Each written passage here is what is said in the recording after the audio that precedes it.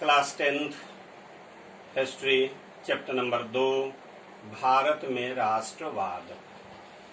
आपने पिछले क्लास में इतिहास के पहले चैप्टर में देखा कि यूरोप में राष्ट्रवाद का विकास किस प्रकार से हुआ।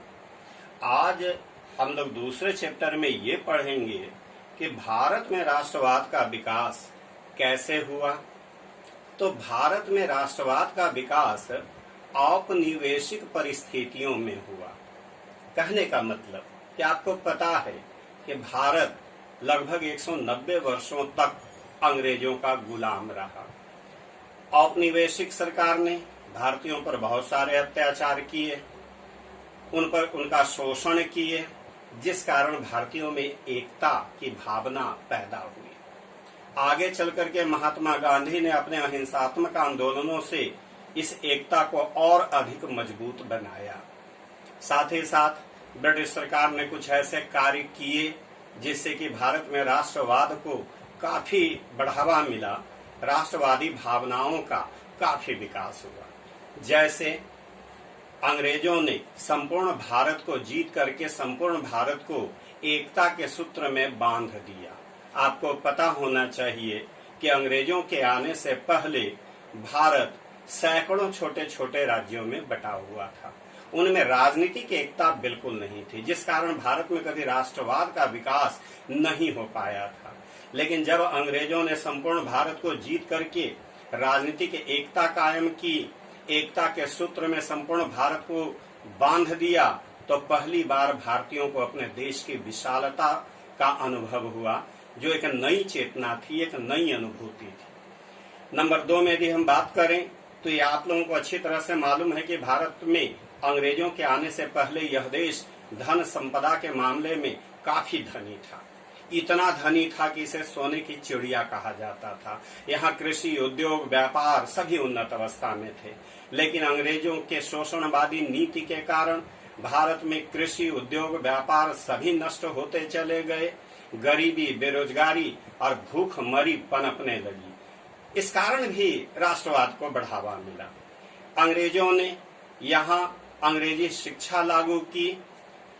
अंग्रेजी शिक्षा लागू हो जाने से भारतीय पश्चिमी ज्ञान विज्ञान और पश्चिमी विचारधारा से परिचित होने लगे।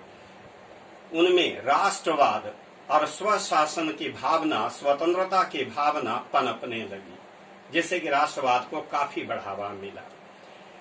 अंग्रेजों ने ही यानी कि औपनिवेशिक काल में ही भारत में परिवहन और संचार की नई नई व्यवस्थाएं लागू की गई। इसका लाभ भारतीयों को भी मिला। भारतीयों को भी अपने देश को नजदीक से पहचानने का, अपने देशवासियों को नजदीक से समझने का एक अच्छा अवसर मिला इस परिवहन और संचार की व्यवस्था के कारण, जिस कारण देश में राष्ट्रवाद का विकास हुआ। औपनिवेशिक काल में ही भारत में अनेक समाचार पत्र पत्रिकाएं प्रकाशित होने लगी, जैसे अमृत बाजार पत्रिका, द हिंदू आदि।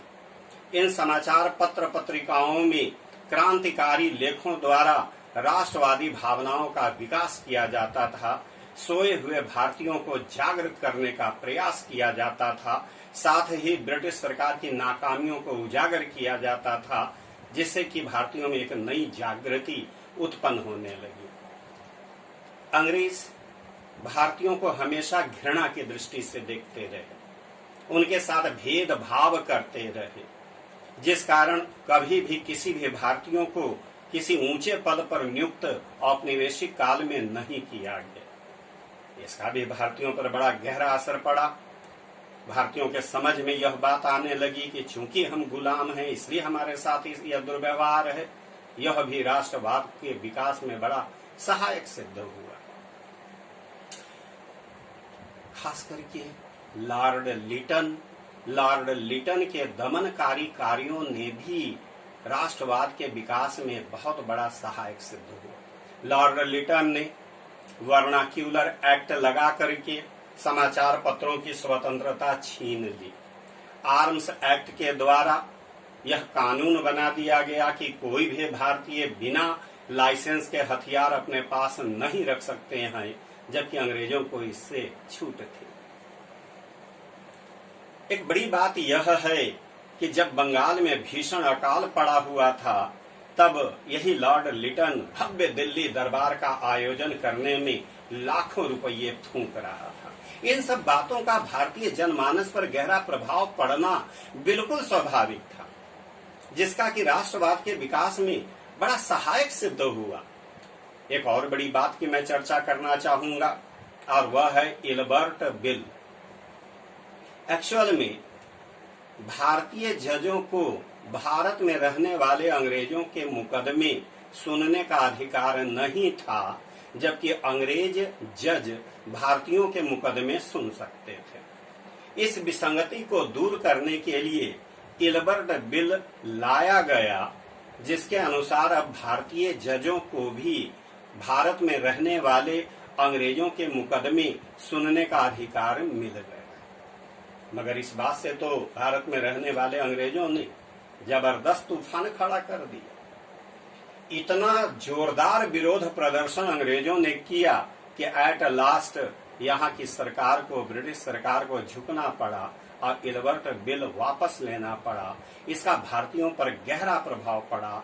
सबसे बड़ा प्रभाव तो यह पड़ा कि भारतीयों के समझ में यह बात आ गई कि अगर हम सभी एकजुट हो करके किसी भी दमनकारी कानून का विरोध करेंगे तो सरकार को झुकाया जा सकता है, सरकार को झुकना पड़ेगा।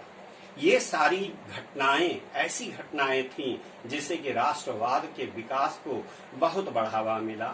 यही कारण है कि हमें यह कहना पड़ता है कि भारत में राष्ट्रवाद का विकास वास्तव में सही अर्थों में औपनिवेशिक काल में ही हुआ था।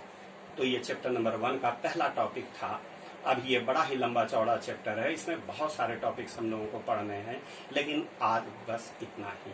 Thank you.